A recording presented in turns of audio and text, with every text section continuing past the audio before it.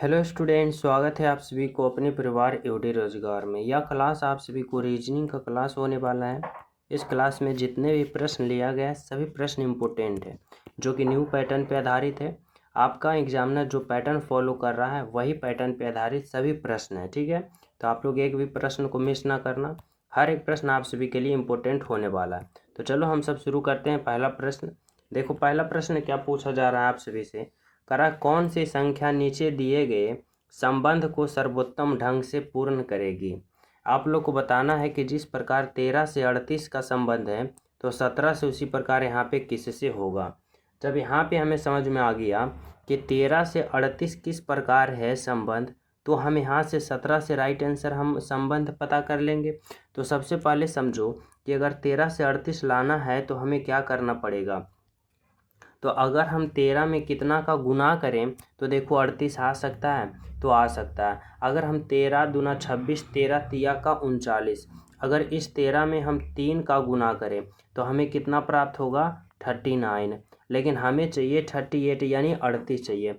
अब 38 लाने के लिए इसमें 1 घटा देंगे तो हमें कितना आ जाएगा 38।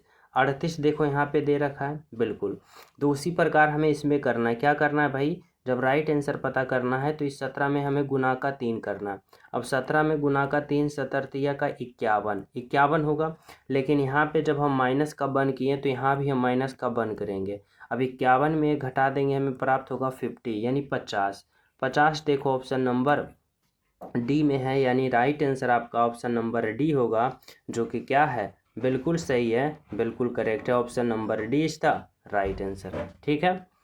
देखो अगला प्रश्न क्या कर रहा है, 2 नंबर का समझना। 2 नंबर का प्रश्न है, कह रहा है कि जो संबंध इसमें है वही संबंध इसमें है। अब आपको बताना है कि वही संबंध कौन सा ऑप्शन में है, ये पता करना है। तो कैसे करोगे, तो सिंपल तरीका से देखो, सबसे पहले यहाँ पे रिलेशन बनाओ कि 13, 9 और 5 में क्या रिलेशन हो सकता है। अगर मैं इस तरह से 13 और 5 को आपस में क्या करता हूँ, जोड़ता हूँ। अगर मैं 13 और 5 को आपस में जोड़ता हूँ तो 13 और 5 कितना होता है 18। कितना हो रहा है 18। अब इस 18 में अगर हम 2 से भाग देते हैं तो हमें देखो ये बीच वाला हमें प्राप्त हो रहा है क्या 9, ठीक है। उसी प्रकार देखो इसमें फॉलो करो कि पहले वाले जो है वह 14 और अंतिम वाला कितना है 8। दोनों को जोड़ के और 2 से भाग दे दो, कितना प्राप्त होगा भाई, तो 18 और 4 22, और 22 में 2 से भाग दोगे तो कितना प्राप्त होगा 11। यहाँ पे देखो 11 है, बिल्कुल है।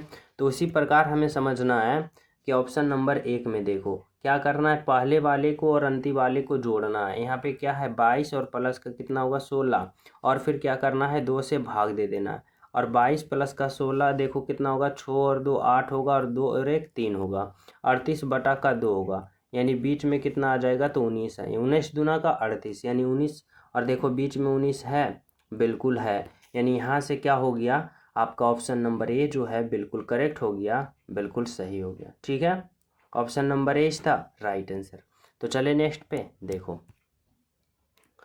3 नंबर का प्रश्न समझना क्या करा है, यदि ए का मान 1 है, एम का मान 13 है, आर का मान 18 है, तो इतना का मान क्या होगा, ठीक है। अब सिंपल तरीका से समझो, अगर हमें इतना का मान चाहिए तो क्या करना पड़ेगा। तो देखो सिंपल क्या किया है, ए का अल्फ़ाबेट पोजीशन 1 होता है तो 1 लिखा, एम का अल्फ़ाबेट पोजीशन 13 होता है तो 13 लिखा, आर का अल्फ़ाबेट पोजीशन 18 होता है तो 18 लिखा, ठीक है। तो उसी प्रकार हमें समझना है कि इतना का अगर हमें अल्फ़ाबेट पोजीशन लिख दे तो हमारा राइट आंसर आ जाएगा कि नहीं, बिल्कुल। जैसे देखो यहाँ पे क्या है MISSION। अब एम का अल्फ़ाबेट पोजीशन कितना होता है 13, देखो यहाँ पे 12, यहाँ पे 14, तो ये दोनों तो गलत होगा। फिर देखो आई का अल्फ़ाबेट पोजीशन 9 होता है तो यहाँ भी 9 और यहाँ भी 9, ठीक है। एस का अल्फ़ाबेट पोजीशन 19 होता है, ठीक है, और फिर एस का अल्फ़ाबेट पोजीशन 19 होता है। तो देखो यहाँ पे 19 19 और यहाँ पे 19 19, ठीक है। आगे क्या है, आई का अल्फ़ाबेट पोजीशन 9 होता है, ओ का अल्फ़ाबेट पोजीशन 15 होता है। देखो यहाँ भी आई का अल्फ़ाबेट पोजीशन 9 और ओ का 15। यहाँ पे देखो आई का 9 लेकिन ओ का 13 लिखा, ये गलत लिखा, होना चाहिए यहाँ 15। और फिर एन का अल्फ़ाबेट पोजीशन 14, यहाँ पे 14, तो ऑप्शन डी गलत हो गया। यहाँ से आपका ऑप्शन नंबर सी जो दिखा वह क्या है, तो बिल्कुल करेक्ट है, बिल्कुल सही है। Option number C is the right answer, ठीक है। समझ गए यहाँ तक सभी विद्यार्थी? तो चले नेक्स्ट पे। देखो यहाँ पे समझना 4 नंबर का प्रश्न जो है वह क्या कर रहा है। 4 नंबर का प्रश्न कर रहा है यदि PIPE को इतना लिखा जाता है, ठीक है, तो SWAN को का अंतिम अक्षर क्या होगा। ठीक है, समझो क्या है PIPE। अब P है, I है, P है, E है। अब इसका कोड वर्ड क्या लिखा 169165। ठीक है, अब देखो P का अल्फ़ाबेट पोजीशन 16 तो 16 लिखा, I का 9 तो 9 लिखा, P का 16 तो 16 लिखा और E का 5 तो यहाँ पे 5 लिखा। ठीक है, तो हमें क्या एग्जामिनर हमसे पूछना चाहता है कि इतना के अंतिम अक्षर क्या होगा। अब इतना के अंतिम वाले अक्षर बताना है तो अंतिम वाले अल्फ़ाबेट पोजीशन लिखना है। अब अंतिम वाले का अल्फ़ाबेट पोजीशन लिखेंगे यानी N का 14 लिखेंगे और 14 के अंतिम वाला अंक 4 है, यानी ऑप्शन नंबर ए होगा आपका करेक्ट आंसर। ठीक है, चलो 5 नंबर का प्रश्न समझना क्या कर रहा है भाई। कर रहा है निम्नलिखित में से कौन सा शब्द अन्य से भिन्न है। यानी यहाँ पे क्या है, शुक्र है, मंगल है, आइपिटस है और बृहस्पति है। अब बताओ इन चारों ऑप्शन में से सबसे अलग ऑप्शन कौन सा है। ठीक है, तो देखो समझो, अगर मैं बात करता हूँ शुक्र का, अगर मैं बात करता हूँ मंगल का, अगर मैं बात करता हूँ बृहस्पति का, तो ये तीनों का तीनों जो है ना वह क्या है, तो ग्रह है, ग्रह है। लेकिन जब हम बात करते हैं आइपिटस का, तो आइपिटस एक प्रकार का क्या है, तो एक प्रकार का उपग्रह है। क्या है भाई, तो उपग्रह है। यानी सबसे अलग ऑप्शन कौन सा होगा, तो ऑप्शन नंबर सी आइपिटस होगा, जो कि बिल्कुल आपका करेक्ट होगा। Option number C is the right answer. ठीक है, समझ पा रहे हो यहाँ तक सभी विद्यार्थी? तो चले हम सब अगले प्रश्न पे। तो देखो यहाँ पे समझना 6 नंबर का प्रश्न क्या कर रहा है। 4 अक्षर समूह सूचीबद्ध किए गए हैं, इनमें से 3 किसी तरह संगत है और एक असंगत है, असंगत का चयन करें। समझो यहाँ पे देखो A, B, C और D 4 ऑप्शन है। अब इसमें सबसे अलग ऑप्शन का चयन करोगे, कैसे करोगे, तो देखो हमें क्या करना है, तो यहाँ पे जब भी अल्फ़ाबेट से अगर हमें असंगत चयन करना है ना, तो पहले आप लोग को समझना है वोवेल कॉन्सोनेंट में। तो देखो इसमें एक वोवेल है, इसमें भी एक वोवेल है, इसमें देखो वोवेल है ही नहीं, इसमें वोवेल है ही नहीं, यानी वोवेल कॉन्सोनेंट से तो हम असंगत का पहचान नहीं कर पाएंगे। तो अब हमें इसका अल्फ़ाबेट पोजीशन से असंगत पता करना है। जैसे यहाँ पे मैं इसका अल्फ़ाबेट पोजीशन लिखता हूँ, जैसे M का कितना होता है, M का 13 होता है, O का 15 होता है, फिर Q का 17 होता है और S का कितना होता है, 19 होता है। ठीक है, B का 2 होता है, D का 4 होता है, F का 6 होता है, H का 8 होता है। फिर S का कितना होता है, S का 19 होता है, U का 21 होता है और W का 23 होता है और Y का 25 होता है। ठीक है, उसी प्रकार यहाँ पे देखो J का 10 होता है, L का 12 होता है, M का 13 होता है और P का 16 होता है। अब देखो यहाँ पे रिलेशन बना सकते हो, कैसे, तो M से O पे गया, O से Q पे, Q से S पे, यानी 13 से 15 पे गया प्लस का 2, 15 से 17 प्लस का 2, 17 से 19 प्लस का 2, यानी सभी में प्लस का 2 हो रहा है। ठीक है, अब उसी प्रकार देखो B से D, D से F, F से H, यानी 2 से 4 प्लस का 2, 4 से 6 प्लस का 2, 6 से 8 प्लस का 2, सभी में प्लस 2 प्लस 2 प्लस 2 हो रहा है। ठीक है, अब देखो यहाँ पे अगर हम बात करते हैं S से U, U से W, W से Y, यानी 19 से 21 प्लस का 2, 21 से 23 प्लस का 2, 23 से 25 प्लस का 2। ठीक है, आगे देखो 10 से 12 प्लस का 2, 12 से 13, यहाँ पे देखो 10 से 12 प्लस 2, अब 12 से 13 प्लस का 1 हो गया, होना चाहिए प्लस का 2। तो सबसे अलग ऑप्शन ऑप्शन नंबर डी दिखा आपका, जो कि क्या है, बिल्कुल सही है। ठीक है, चलो अगला प्रश्न समझना 7 नंबर का। कह रहा है दिए गए विकल्प में से असंगत को चुने। असंगत को चुने बताना है, यहाँ पे A है, B है, C है, D है। अब इन चारों ऑप्शन में बताओ सबसे अलग कौन है, यानी असंगत कौन है। कैसे पता करोगे, तो समझो अगर हम ऑप्शन नंबर A की बात करें तो देखो वृत्त है और वृत्त में यह जो तीर का निशान है यानी क्या है, तो घड़ी की दिशा में क्लॉकवाइज क्या हो रहा है, टर्नओवर हो रहा है, घड़ी की दिशा में क्लॉकवाइज। अब अगर हम बात करते हैं ऑप्शन नंबर सी में, तो घड़ी की दिशा में क्लॉकवाइज। ऑप्शन नंबर यहाँ पे डी में देखो, इसमें भी घड़ी की दिशा में क्लॉकवाइज। लेकिन ऑप्शन नंबर अगर बी का बात करोगे तो घड़ी के विपरीत दिशा यानी एंटी क्लॉकवाइज, इस तरह से टर्नओवर हो रहा है, यानी कौन होगा सबसे अलग, तो ऑप्शन नंबर बी होगा। ठीक है, ऑप्शन नंबर बी आपका परफेक्ट आंसर होगा। तो चले नेक्स्ट पे। 8 नंबर का प्रश्न समझना क्या कर रहा है निम्नलिखित में से कौन सी संख्या दी गई श्रेणी में प्रश्न चिन्ह के स्थान पे आएगी। प्रश्न चिन्ह बोले तो इस वाट के जगह पे कौन सी संख्या आएगी ये पता करना है। अब कैसे करेंगे तो देखो सिंपल तरीका से यहाँ पे 8 है, यहाँ पे 13 है, यहाँ पे 17 है, फिर क्या है 20 है और फिर क्या है 22 है। हमें क्या करना है तो हमें अगले वाले संख्या जो होगा उसको पता करना है। अब कैसे करेंगे तो समझो सिंपल तरीका से यहाँ पे हम फॉलो करेंगे रूल को। क्या करेंगे तो देखो 8 से 13 गया प्लस का 5 किया, 8 5 13, 13 से 17 प्लस का 4, 17 से 20 प्लस का 3, 20 से 22 प्लस का 2 और 22 से अगले वाले को हम पता करेंगे तो क्या करेंगे प्लस का 1 करेंगे, क्योंकि प्लस 5 प्लस 4 प्लस 3 प्लस 2 तो अगले बार क्या होगा प्लस का 1 होगा। अब 22 में प्लस का 1 करेंगे तो 22 और 1 23 होगा। 23 देखो ऑप्शन नंबर ए में है आपका राइट आंसर है और बिल्कुल क्या है तो करेक्ट है। ठीक है, समझ पा रहे हो यहाँ तक सभी विद्यार्थी। तो चले नेक्स्ट पे देखो यहाँ पे समझना 9 नंबर का प्रश्न क्या कर रहा है, कह रहा है दिए गए विकल्पों में से कौन सी संख्या निम्नलिखित श्रेणी से संबंधित नहीं है। ठीक है, यानी बताना है यह जो प्रश्न है सीरीज वाले हैं। अब इसमें सीरीज में जो है एक संख्या गलत है यानी सबसे अलग है और कौन है तो ये पता करना है। तो देखो यहाँ पे क्या है 4 है, 7 है, यहाँ पे क्या है 13 है, 26 है, 49 है, आगे क्या है भाई तो 97 है। अब बताना इसमें जो है सबसे गलत जो है वह कौन सी संख्या दे रखा है। ठीक है, तो देखो अगर हम बात करते हैं यहाँ पे समझो यहाँ पे प्रश्न जो है सीरीज वाले, अब सीरीज वाले में हम क्या लॉजिक लगाते हैं तो सीरीज वाले में हम ये देखते हैं कि आखिर सीरीज कैसे चल रहा है। ठीक है, अब देखो इसमें अगर हम बात करें तो यह जो स्टार्ट हुआ है छोटे वाले संख्या से स्टार्ट हुआ और फाइनल देखो बहुत बड़ा संख्या पे आ गया, यानी कहीं ना कहीं इसमें गुना किया है यानी गुना का लॉजिक लगाया है। जैसे देखो अगर हम 4 से 7 पे जाना चाहते हैं तो गुना का 2 करेंगे, 4 दूना का 8, 8 नहीं चाहिए 7 चाहिए तो माइनस का 1 करेंगे। 7 में अगर हम गुना का 2 करते हैं 7 दूना का 14, 14 में 1 घटा देते हैं 13, 13 में अगर हम गुना का 2 करते हैं 13 दूना का 26, 26 में 1 घटा देंगे तो हमें 26 में 1 घटा देंगे हमें प्राप्त होगा 25। ठीक है, और फिर इस 25 से अगर हम 49 लाना चाहते हैं तो 25 में गुना का 2 करेंगे, 25 दूना का 50 में से 1 घटा देंगे 49 और 49 से अगर 97 लाना चाहते हैं तो गुना का 2, 49 गुने का 2 98, 98 में 1 घटा देंगे 97, यानी सभी सीरीज फॉलो कर रहा है। अब इसका मतलब हमारे यहाँ पे जो 26 है ना यही गलत है, 26 के जगह 25 होना चाहिए। तो कौन सा संबंधित संख्या नहीं है तो यह 26 और 26 हमारा राइट आंसर होगा।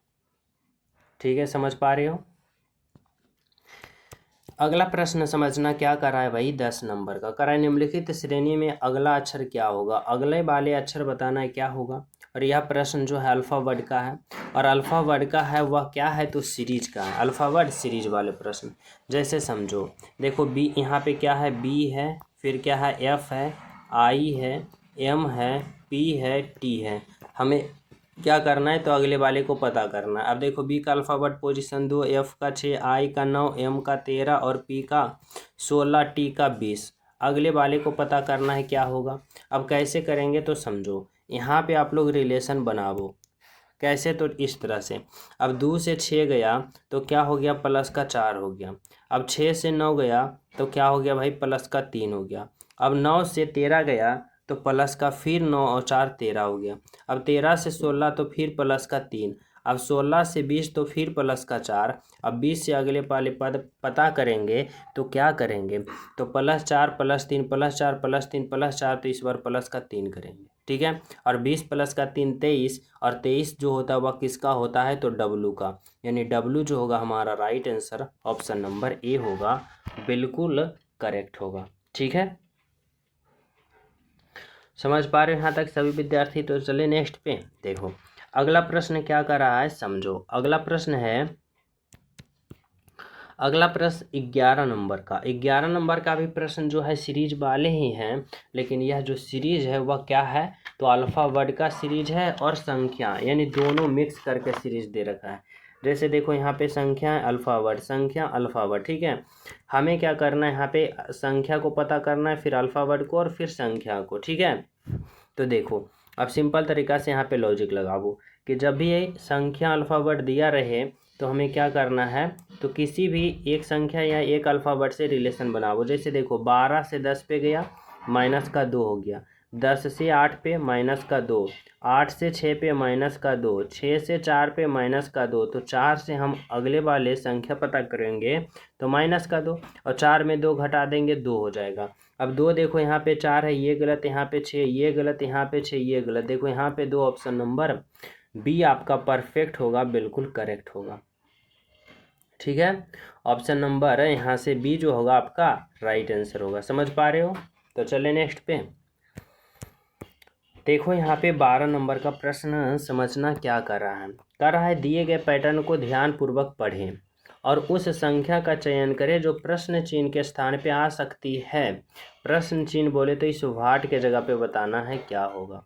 अब सिंपल तरीका से समझो, हमें समझना है कि जो लॉजिक, देखो इस वाले प्रश्न में दो तरीका से सोल्व कर सकते हो, या तो इस तरह से चलो या तो इस तरह से चलो। तो देखो सिंपल तरीका और आसान तरीका होता है कि छोटे छोटे संख्या को कैलकुलेशन करके बड़ा लाने की कोशिश करो, बड़ा लाने की कोशिश करो, राइट आंसर आपका आ जाएगा। अब इसमें क्या करेंगे, तो 9, 5, 3 का रिलेशन बना के 135 लाएंगे। अब देखो अगर 9, 5 हम 3 में रिलेशन बनाते हैं, जोड़ेंगे तो नहीं आएगा, घटाएंगे नहीं आएगा, भाग करेंगे नहीं आएगा, गुना करेंगे। अगर मैं तीनों को गुना करता हूं तो देखो 3 पचे का 15 और 15 नमा का 135। उसी प्रकार 7 गुने का 4 करेंगे तो 7 चौका 28 और 28 गुने का 5 करेंगे 28 पचे 140, 140 आ गया। ठीक है, अब उसी प्रकार हमें क्या करना है, तो इन तीनों को आपस में गुना करना है। अब 5 गुने का 5 25, और 25 में और कितना गुना करें ताकि 150 आ जाए, तो 25 में गुना का 6 करेंगे, 25 छक्का 150, 150। यानी इस भाट के जगह पे जो संख्या होगा वह 6 होगा, आपका राइट आंसर होगा। ठीक है, तो चलिए नेक्स्ट पे देखो 13 नंबर का प्रश्न समझना क्या कर रहा है दिए गए विकल्पों में से वह आकृति चुने जो नीचे दिए गए पैटर्न को पूरा करती है। यानी इस वाट के जगह पे हम कौन सा ऑप्शन उठा के रखें ताकि यह आकृति पूर्ण हो जाए। तो देखो अगर हम बात करते इधर से एक सीधी रेखा आया तो इधर से भी सीधी रेखा आएगा, यानी यहाँ से यहाँ तक आ जाएगा। अब देखो इसमें भी सीधी रेखा, इसमें भी सीधी रेखा, लेकिन इसमें देखो ये उल्टी रेखा है तो ये गलत, इसमें भी सीधी रेखा। ठीक है, अब बात रहा है यहाँ पे देखो एक सीधी रेखा यहाँ से बना तो यहाँ से सीधी रेखा यहाँ तक आएगा, यहाँ से ये आ गया, ये आ गया, यहाँ से ये नहीं आया तो ये गलत होगा। अब देखो इधर ये मिला तो इधर से ये मिलेगा, यानी ये मिल गया, यानी ये क्या हो गया, गलत हो गया। इधर भी एक रेखा, इधर रेखा आना नहीं चाहिए, यानी क्या है, तो ऑप्शन नंबर यहाँ पे ए आपका करेक्ट होगा, बिल्कुल सही होगा। ठीक है, ऑप्शन नंबर ए इसका परफेक्ट आंसर। अगला प्रश्न समझो क्या कर रहा है 14 नंबर का। और सभी प्रिय स्टूडेंट क्लास को लाइक ज़रूर कर देना, जो न्यू हो चैनल सब्सक्राइब कर लेना ताकि प्रतिदिन ऐसे प्रश्नों का सीरीज आप सभी के पास पहुंच सके। ठीक है, देखो यह प्रश्न जो है वह क्या है, डायरेक्शन का है, दिशा का है। अब इसमें कुछ पॉइंट समझना, जैसे देखो ऊपर की ओर उत्तर होता है, नीचे की ओर दक्षिण होता है, इस तरफ को पूर्व कहते हैं और इस तरफ को पश्चिम कहते हैं। कह रहा है रम्या पूरब की ओर चलती है। मान लो रम्या यहाँ पे है, कहाँ पे चली, पूरब की ओर चली। वह अपने बाईं ओर मुड़ जाती है, यहाँ से अपने बाईं ओर मुड़ेगी यानी ऊपर की ओर मुड़ेगी।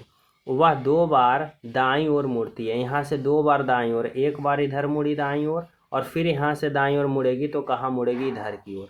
2 बार दाईं ओर मुड़ गई और पहुँच गई कहाँ पे, यहाँ पे।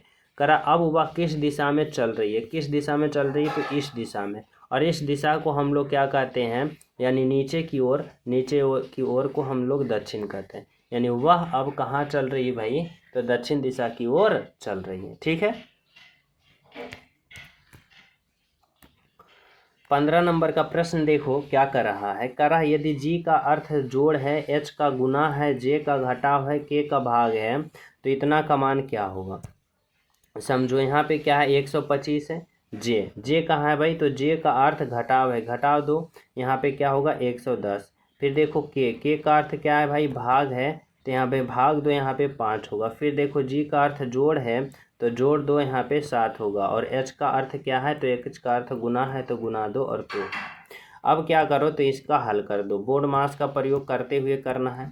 पहले भाग फिर गुना फिर जोड़ अंत में घटा। तो देखो यहाँ पे 125 है माइनस का, अगर हम 110 में 5 से भाग देंगे, 5 दूना का 10 और 5 दूना का 10, फिर प्लस का। अब देखो भाग हो गया तो गुना करना चाहिए, तो 7 दूना का 14। अब देखो ये प्लस में ये प्लस में ये माइनस में, तो प्लस प्लस वाले को जोड़ देंगे और माइनस वाले को घटा देंगे। 5 4 9, 2 1 3 और 1, ठीक है, और माइनस का 2 2। अब घटा दो, यहाँ पे क्या हो जाएगा 7 और यहाँ पे हो जाएगा 1 और 1, 117। 117 देखो ऑप्शन नंबर ए में है, राइट आंसर आपका ऑप्शन नंबर ए होगा, बिल्कुल परफेक्ट होगा, ठीक है। तो चलें हम सब अगले प्रश्नों पे। तो देखो अगला प्रश्न आप लोग समझना क्या कर रहा है, 16 नंबर का प्रश्न। 16 नंबर का प्रश्न करा है कि कौन सा वेन आरेख के बीच के संबंध को ठीक तरह से व्यक्त करता है, ठीक है। जैसे देखो यहाँ पे अंग्रेजी है, चीनी है और फ्रेंच है। अब बताओ कि सबसे अलग ऑप्शन जो है वह कौन सा है, ठीक है। सॉरी, बताना है कि वह कौन सा ऑप्शन जो है वह तीनों को सही ढंग से क्या कर रहा है, तो संबोधित कर रहा है, व्यक्त कर रहा है। अब देखो यहाँ पे अंग्रेजी क्या है, एक लैंग्वेज है, चीनी क्या है, लैंग्वेज है, और फ्रेंच क्या है, लैंग्वेज है। लेकिन तीनों लैंग्वेज अलग अलग है, इसलिए फ्रेंच के लिए अलग होगा, चीनी के लिए अलग होगा और अंग्रेजी के लिए अलग होगा। तो ऐसा गोल ऑप्शन नंबर 1 में दिख रहा है, जो कि आपका राइट आंसर होगा, ठीक है। चलो अगला प्रश्न समझना, 17 नंबर का कह रहा है यह प्रश्न आकृति है, यह उत्तर आकृति है। अब बताना है कि कौन कौन सा उत्तर आकृति का मिलाकर यह प्रश्न आकृति बना है, ठीक है।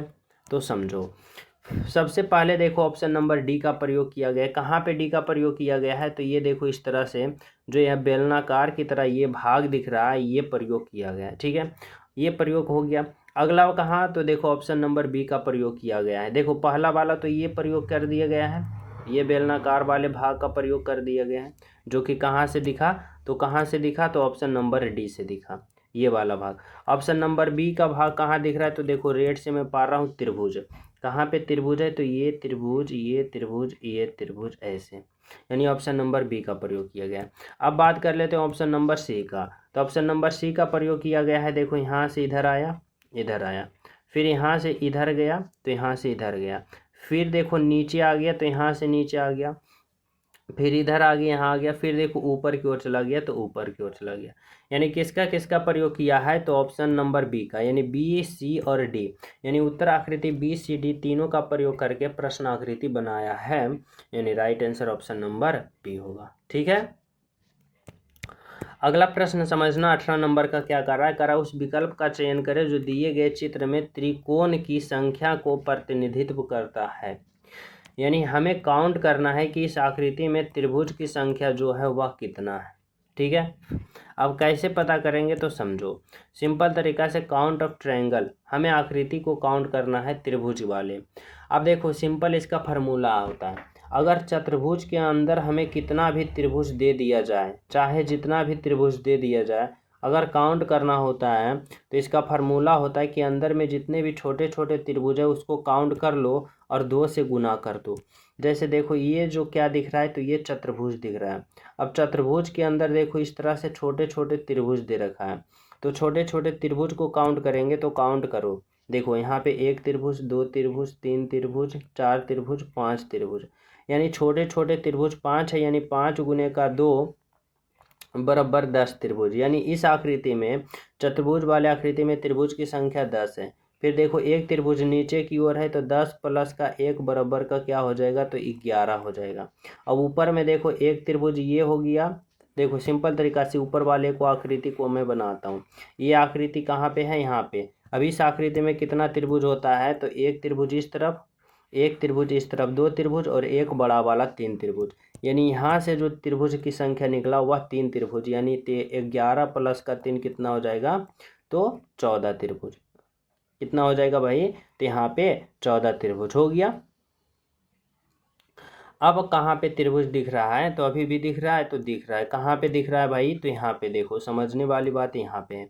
कहाँ पे है, तो यहाँ पे। जब ये वाला आकृति को यहाँ पे उठा के ये रखा है, तो यहाँ से भी आकृति बनेगा। कहाँ से बनेगा, तो देखो समझना, सिंपल तरीका से समझ पाओगे।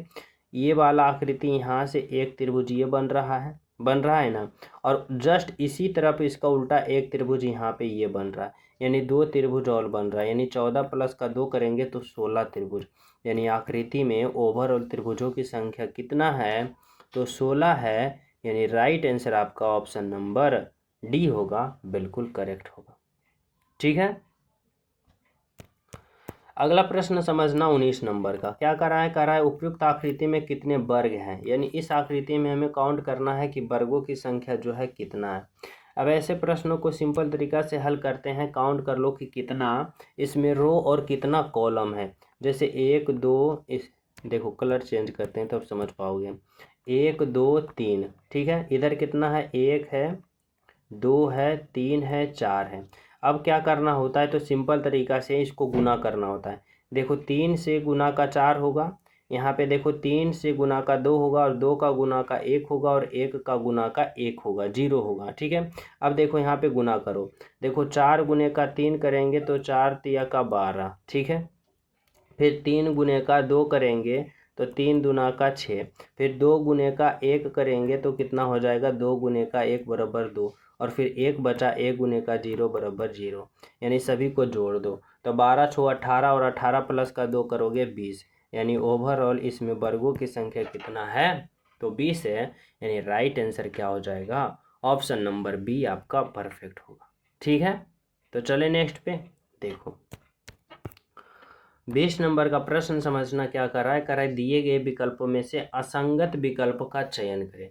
और यह प्रश्न मैं आप सभी को होमवर्क के रूप में देना चाहता हूं। सभी विद्यार्थी इस प्रश्न का राइट आंसर कमेंट में बताना कि क्या होगा। ठीक है, तो मिलते हैं आप सभी को अगले क्लास में, और सभी विद्यार्थी क्लास को लाइक शेयर एंड सब्सक्राइब जरूर कर देना। ठीक है, सभी को हमारी तरफ से जय हिंद।